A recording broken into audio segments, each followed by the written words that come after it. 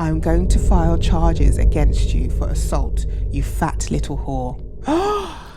Why would she antagonize somebody when they're about to give life into this world? All the snide comments, all the mental torture, all of the mental abuse constantly. And then on top of that, you think you can touch me and violate my space. You don't know about me, fam. You don't know I'm from the bits. You don't know about these hands. You want to catch these hands? You want to catch these palms.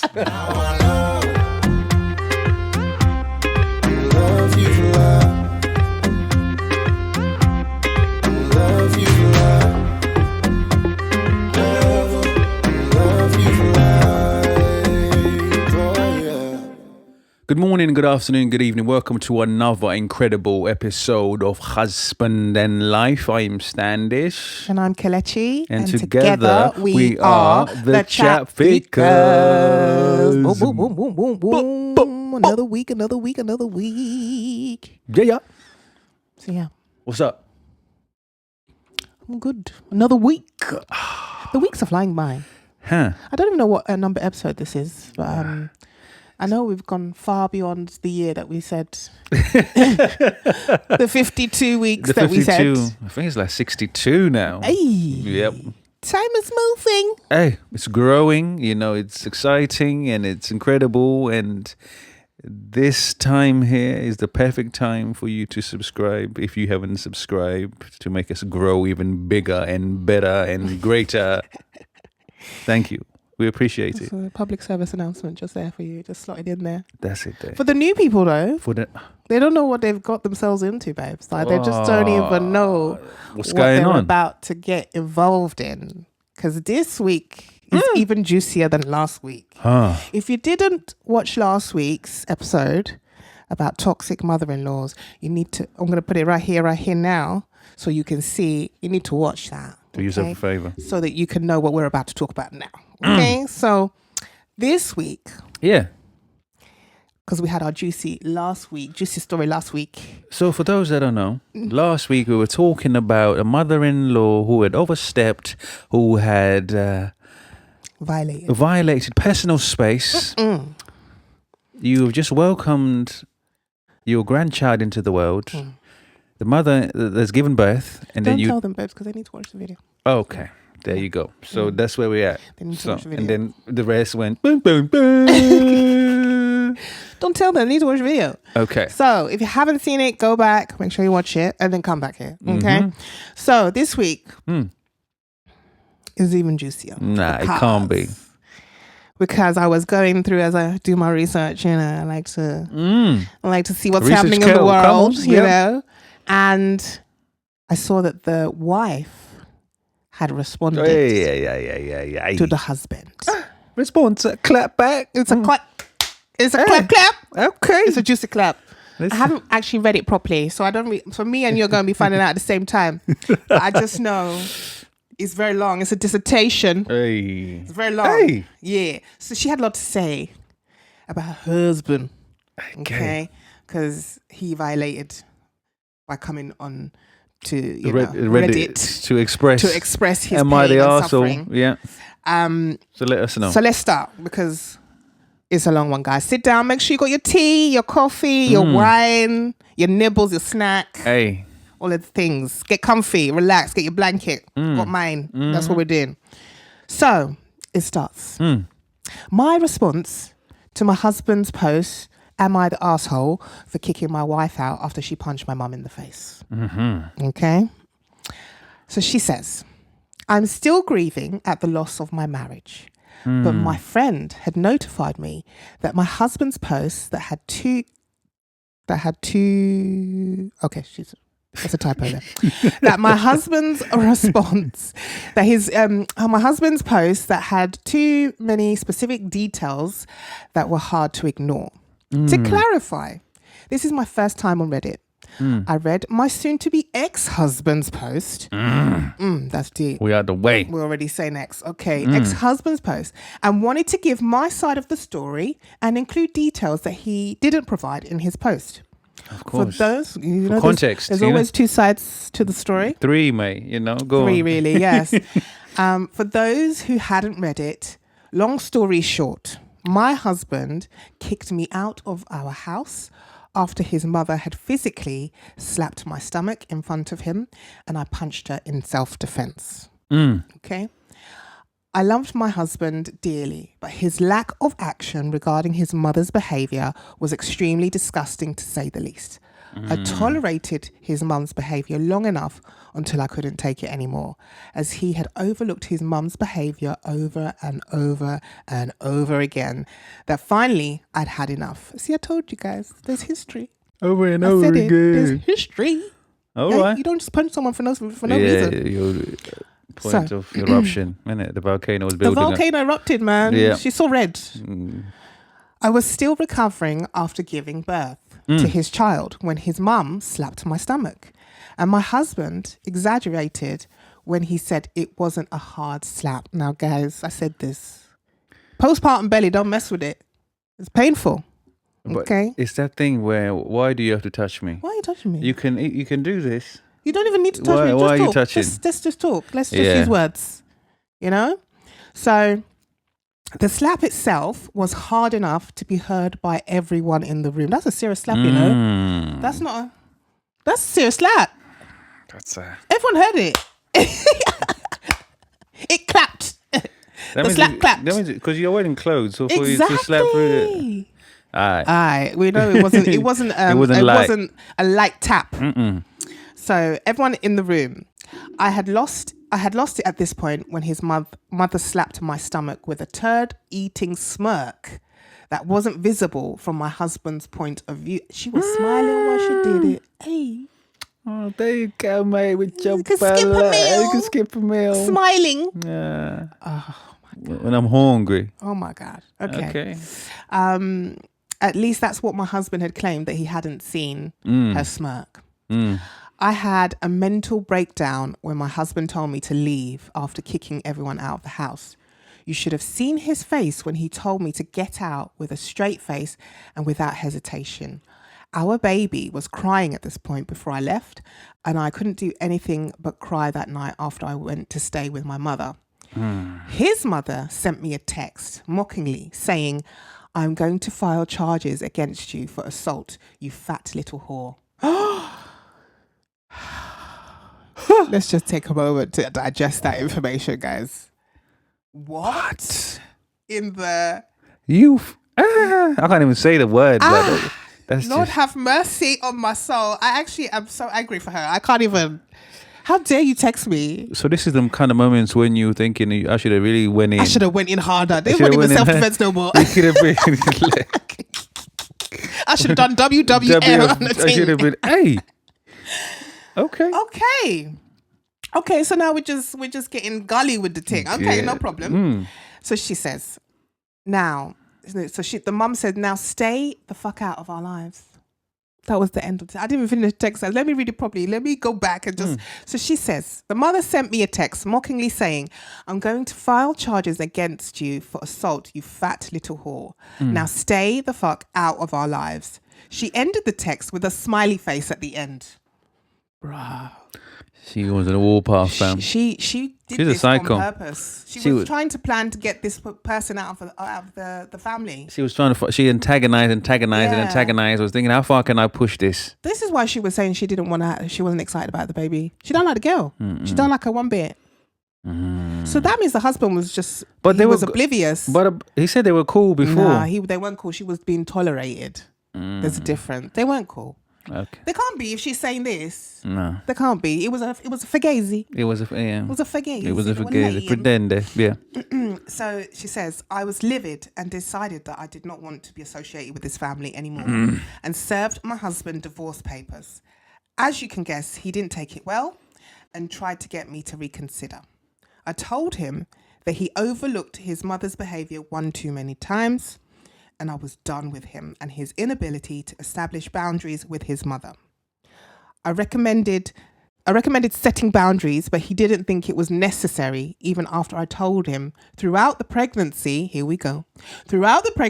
about the nasty names his mother called me when he wasn't around.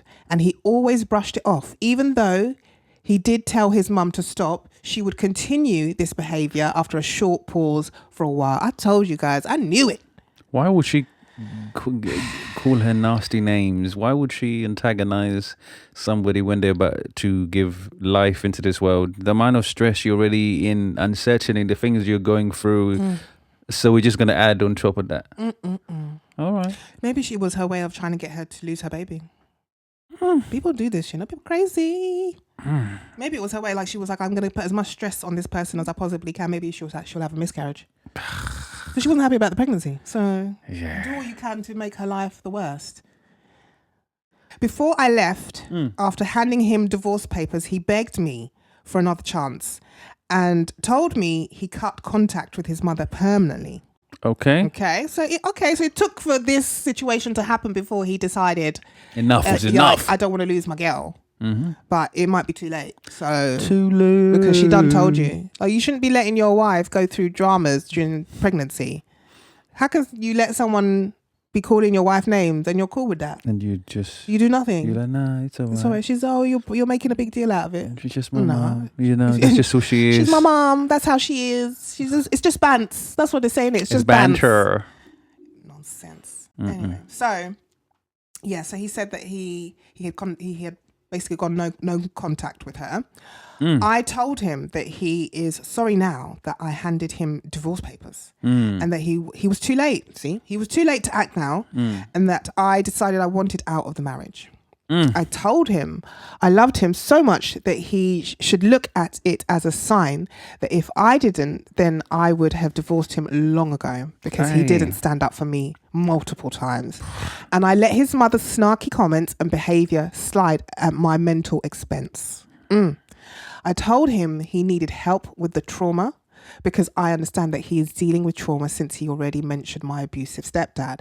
But he didn't even realize that his mother hadn't gotten him help for his trauma and that he is still being affected in his adulthood. This is so true. Like, we carry the trauma. And you don't... Like, we just carry it. We don't realize we don't deal with it. And we just brush it under the carpet and it manifests in different ways. It impacts you as an adult, because you never dealt with it when it was actually going on and when it was really, really happening. Because trauma is literally like, imagine having a broken leg and you never went and got a cast on it. You've just been walking on it. Limping. And then you start limping and then you think, oh, why am I limping now? And then you find out how you don't even realize it's spilling into your daily life. The daily life. You think, no, I can't run no more. What's going? Because you didn't treat it. I can't walk down the street. I can't walk down the street, and it manifests. That's literally what this is. You were suffering or struggling, or your mother was obviously. You can clearly tell she's abusive, verbally, and now physically. So you can, and you definitely would have been thinking, it's my mom. That's just who she is. Nah. Do you love travel and do you love money? Now, we have been able to combine the two things that we love the most, which is travel and money. And here we are living the lifestyle that we've always dreamed about. We are no longer worrying about our annual leave because we are not 9-to-5ers and we're not living paycheck to paycheck. You can monetize travel to help you live the lifestyle that you want, travel the world, and help other people understand how they can travel the world too. We help our clients to book the most amazing holidays, just like this one that we're on at the moment. And we want to help other people also live this lifestyle.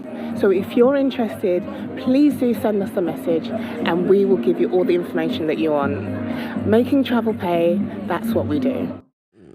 It's very sad, actually. This is like showing like she's obviously had to deal with a lot in the marriage and the relationship. And when people say, oh, you're not marrying the family, but you are sometimes, like you really are, because they're so ingrained in your life, in your daily life, especially if they live close by and you see them regularly. Bruh, how many weekends you spend with your fam, bro? Yeah, how many weekends do you go and you have to, and especially if you're going because you have to go, and you don't want to go, but you say, oh, it's his mum. So, obviously we have to turn up and I'm just going to grin and bear every time. If you break it up, there's amount of events that there are in the year. There's birthdays, christenings, celebrations of you got a promotion or you pass your driving test, we're going out to dinner. something. Just get together. Sunday dinners. Sunday dinner. Somebody dies. We still have to see each other. And, you know, all of these things. There's a lot of events that happen. And on top of, we thought we'd just come and see you. Oh, we just randomly came. Nobody called you. Nobody texted you. They just turned up on the doorstep. Bing bong. Well, that's a lot of times in a year to see people that you don't really like or don't really like you or antagonize you and make you feel inadequate. And you just got to take it like a G. You got to take it like a G. And it's tiring. It's exhausting. Mentally. That's why she was, okay. So she says, what I can't understand is why he didn't leave if he needed some space instead of being such a heartless bastard and kicking our child out with me. He should have definitely left. Because I'm telling you now, if he said, listen, I'm sorry, I need some space, they will still be married now. They would. Because they would have talked about because it. They would have, because he would have been, okay, I had to go away, clear my head, just have clarity. Now I'm good. But the fact that she was like, all of you get the fuck. He was like, all of you get the fuck out my house. My house. Said my. Okay. Okay. So she said, I've been ignoring his texts and calls ever since, and I'm waiting for a divorce hearing. Something that I wanted to point out is that his mother had attributed to his niece's weight gain since she lives with my husband's sister to save money. I, once again, told my husband about his niece's weight gain, that it's concerning and that she weighs 190 pounds at such a young age. She was 12, isn't she? And she was indeed not that weight before. Oh my gosh. Right, okay. Oh, so the niece is about to be obese. She's about to be. Look at you rhyming, Jesus Christ. That's right. So that's what happened. Clear pictures are happening. You see, she's filling in the gaps, bro. This is why you need to hear the woman's side, because she's filling in the gaps. So the niece had gained weight. The niece is about to be obese. That's what happened. Yeah. That's why she was still hungry. That's why she's hungry, because she wants to eat. She be eating. Okay, all right. Now it makes sense. Calm. We understand. We understand now. So she was saying it was concerning that she weighed 190 pounds at such a young age. And on the day of the incident, I was making the niece's second portion of food. And then my husband's mother came towards me and snatched the plate out of my hands. Oh, Lord Jesus. No. Okay. So she was making the second portion of food. So the food wasn't taken away out of the fridge. She was making the second portion for the niece and said, I'll do it myself. Let me take care of it. She snatched the food from her and said, I'll do it myself. Let me take care of it. Because I'm the feeder. Aggressive. I feed her. That's so aggressive. In my house. You're going to snatch my plate. That's so aggressive. Maybe she can't cook, so she didn't want to give her niece that food, her obese niece that food. No, but it's the second portion of food, which means there was enough food. Jesus Christ. I tried. So she said, let me take care of it, and then took the plate out of her, snatched the plate out of her hand. And when I tried to take the plate back, his mother said, I know what to fucking do. You don't know how to properly feed someone as healthy as my grandchild. Wow. I don't even know what to say. I would actually lose my mind.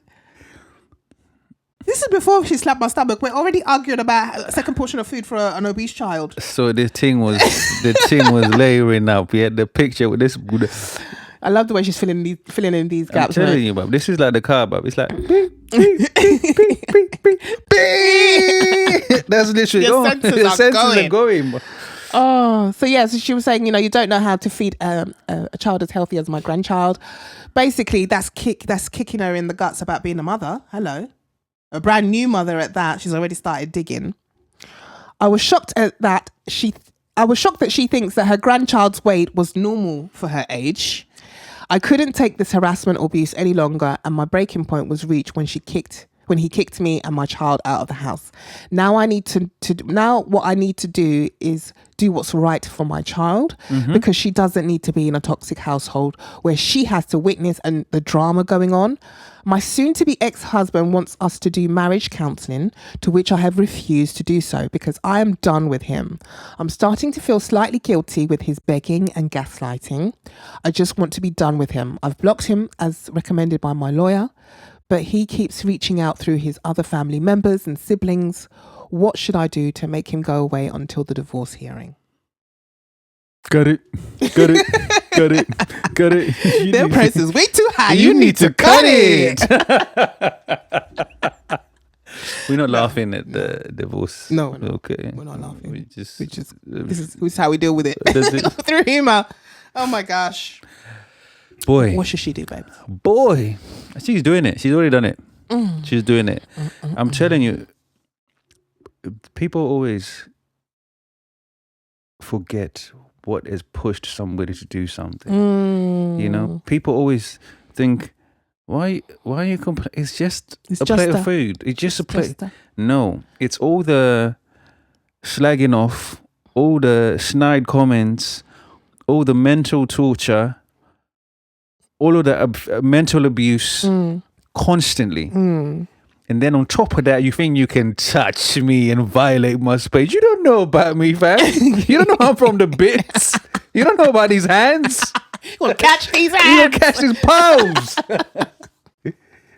You know. Because people think, oh, this person is quiet, is chilled and just calm. And then we can just push. And people need to be very careful of quiet people, you know, because quiet people are quiet for a reason. They're calculated. Oh, they're smart. They think about how to kill you 17 times. They move silently. Silently. Like, what is it? Real G's move silently like lasagna, you know? So what she should do, like you said, has she done the right thing? What should she do in the situation? Just block them. Block. You don't need that. You've made a decision. He made a clear decision when he said, get the fuck out of my house. That was a huge decision that he made, and it was very wrong of him. What he should have done is held his wife and said, I'm so sorry. Now I see what you've been talking to me about. That should have opened his eyes to the behavior that she's been experiencing and that she's been telling him for years and years. They've been together 8 years. So she's been experiencing this for 8 years. So that part I can't forgive, but I can see how he might have been blinded where he didn't know what to do. But to then add gasolina to the fire and go, get out of my house. I need to think. Why do you need to think? I am the one that has been slapped. I'm the one that's been violated, but you need to think. It happened to you, did it? No. So why do you need to think? I think he felt like it was about him. The situation was about him. He made it about him anyway. And it had nothing to do with him. Absolutely nothing to do with him. Yeah. He should have been the referee. Yes. You know, the peacemaker. The person that comes and mediates and says, oh, now I see what you're talking about. Let me deal with my mum. Let me sort her out. Let me just let her know that she's overstepped the mark. Yeah. And she's done and we're done. And then let me come back to you and we're going to work on how we're going to fix this and fix the situation, because obviously I've not been stepping up to the plate and I've not been having your back like I should have done, but I've seen it in real time in my face. Like I've seen it. So now I know for myself that it's happening and it's really happening. Like for you to say it's not a big deal about her getting slapped is wild to me. Like it wasn't a hard slap. She shouldn't have been slapped in the first place. Like it shouldn't have happened. Why is your mum touching me? Is the question you should have been asking yourself. And I think him saying, oh, well, you know, I was overwhelmed and I needed to think. What are you thinking about? What are you thinking about? What you should be doing is saying to your wife, right, let's move forward without my family and you know, raise our child to make sure that she doesn't live in a toxic situation like we've had to grow up in.